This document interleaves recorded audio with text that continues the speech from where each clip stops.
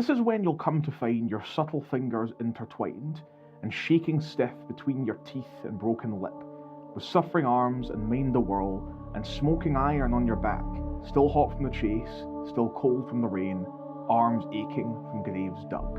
Wash your hands, set your table, and hail your friends to break your fasts. Don't give a damn. Pour a dram and toast the welcome sun. This is the first, and it will not be your last, but take this to your still beating heart. You are here to try again. You are breathing. You live despite. You live to spite. You can respite. Congratulations, you are blooded. Today, you are a hunter.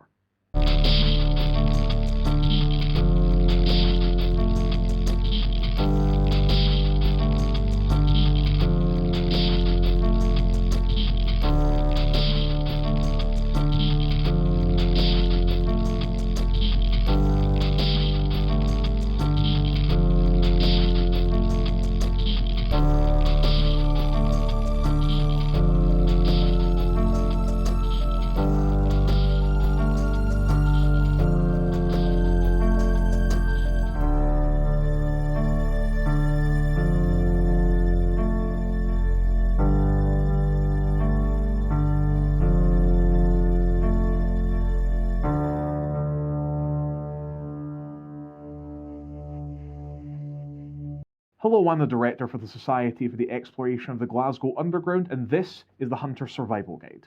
Today's lesson is on life, you and the hunt, getting over it, into it, around it, and through it on a semi-regular basis, and is brought to you by the word trauma response.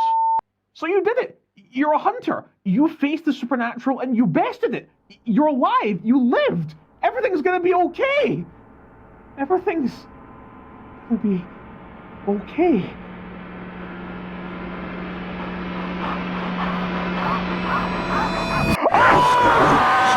Yeah, I've been there. Don't worry, this too shall pass. This is the part where I tell you that this gets easier. And it does, especially as you get better at it, but part of getting better at it is accepting a great pain. And that pain is that nothing is ever going to feel normal ever again. You may be fresh from your first hunt and thinking, you're done. Your neighborhood is safe, your people are safe, you're going to forget all about this and nothing else is ever going to make you throw yourself headlong into danger ever again. But one day, you're going to be going about your normal life and you're going to see something. A hand that's a little too clawed. A smile that's just a little too fang-filled. A shadow in an alleyway with no one to cast it. And it's all going to come crashing back. Whether it's at work, in the street, at home, someone's inevitably going to look at you dripping with sweat, performing a fight or flight calculation, and holding out a stapler in a defensive stance and ask you, are you okay? And you will not know how to respond. And we will all, inevitably, at least partially, begin to isolate ourselves from the things and people in our pre-reckoning lives that once gave us a sense of comfort and safety, either because they don't feel the same anymore, or because we don't want to place our family and friends into harm's way. As we hinted at in our first lesson, the irony of being a hunter is that your first-hand knowledge of the supernatural actually pushes you away from the people that you're trying to protect and closer to the things that you're hunting.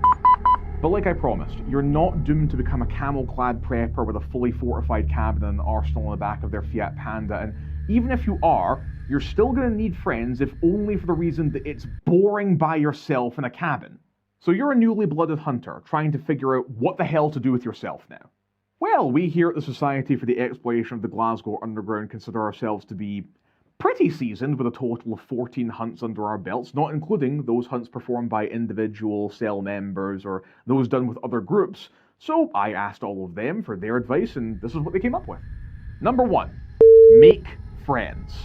The term lone hunter is synonymous with dead hunter, and I'm not just talking about the simple safety and numbers advantage. I'm talking about not being able to maintain a relationship with anyone other than the few people who understand the psychological toll of the hunt and the dangers of the supernatural.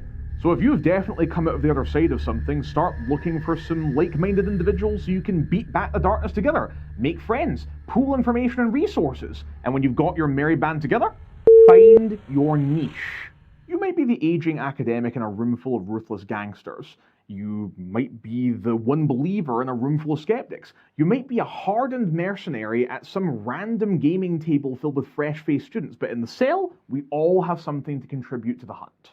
Polyglot journalist with a love of baking? There's your principal investigator with armfuls of muffins to open doors.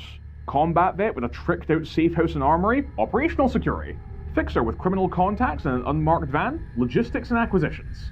Ex-priest with a PhD in Western esotericism and a library full of occult books, cell chaplain, and translator. Which brings me to tip number 3. Get schooled. Ideally, every hunter should know how to swing a bat, bind a wound, or drive a getaway vehicle.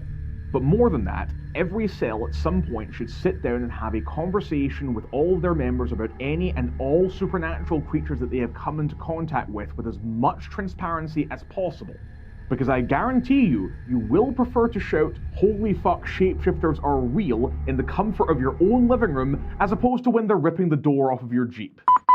Keeping all the hunters in your cell in the loop could be the difference between you all being picked off by a misidentified quarry, or you simply blurting out a code word so that everybody can switch to the right tools for the right job. And you should indeed get tooled. Every hunter should ideally have at least one means of defending themselves, even if that is just a baseball bat at the foot of your bed, but ask any hunter what they'd like in their back pocket in a tough situation and they'll tell you burner phones, convincing fake documents, cash, a lighter, or a flashlight. Beyond weaponry and with your niche in mind, you should decide what tools you want available for everyday carry, general operations, and true emergencies.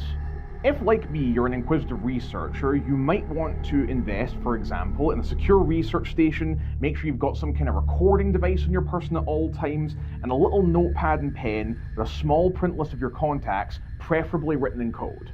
What, you don't know how to code your messages? Well, maybe learning cryptography could be your new hobby. Now that you're thinking about learning new skills, you'd be amazed what could be useful for the hunt. Thinking of getting your license? Have the fixer give you lessons in their van. Saw a flyer for HEMA lessons? Drag the prepper down and get them to go along with you. After all, a silver sword might as well be a silver stick if you don't know how to swing it. Heard the journalist was taking Mandarin lessons at the Confucian Society down Postle Way? Go along with them. After all, maybe then you won't cringe with embarrassment when you realise that old Chinese lady was screaming, "Don't go into that abandoned department store, you fucking idiot, it's clearly haunted." Because sometimes you don't need to be a full-on hunter to stay vigilant. From the moment you wake up to when you go back to sleep, a hunter should consider themselves to always be on the lookout for the first sign of something strange. Your street, your workplace, your local bar, these are your grounds to watch over. Your hunting blind to observe the local environment and look for any quarry that might come in and try to pick off vulnerable or defenseless humans. Where possible, keep your eyes and ears open. Don't stuff them with headphones, and don't get so inebriated that it would be impossible for you to defend yourself. Which isn't to say that you can't ever do those things, just maybe wait until you're back at the safe house with your cellies. Which leads us to our final and probably most important bit of advice: remember to chill. Being a hunter is feeling an almost constant state of danger, so in those rare moments where you can get even a couple of hours of proper respite, hold on to it and do not let go. And I don't just mean getting utterly wasted the moment you think you can get a night away from the monsters, leaving a single cell member as the designated driver in the event that you all need to make a staggering escape.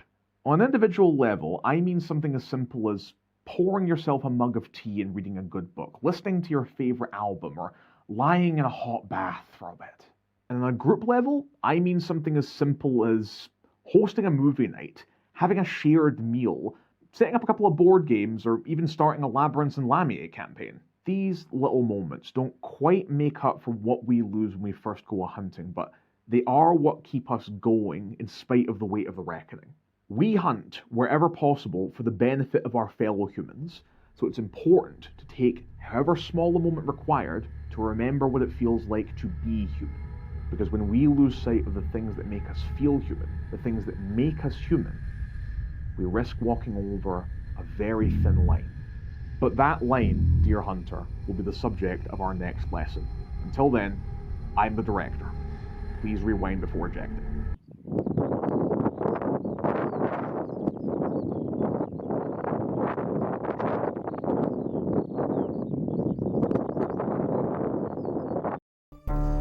This project and others like it were made possible by the generosity of my patrons on Patreon. Special thanks to my legendary and sandwich tier patrons Jericho Spades, Griffin Provenzano, Devil, and Brandon Cryer.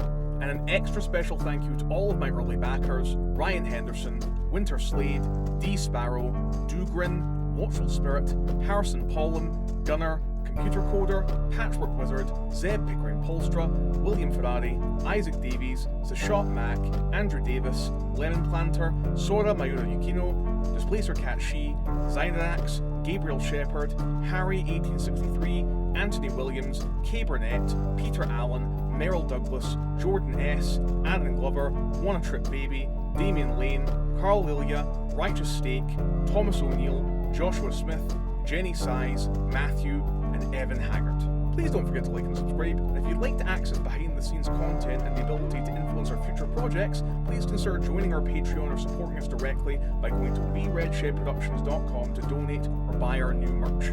Portions of the materials are copyrights and trademarks of Paradox Interactive AB and White Wolf, and are used with permission. All rights reserved. For more information, please visit worldofdarkness.com.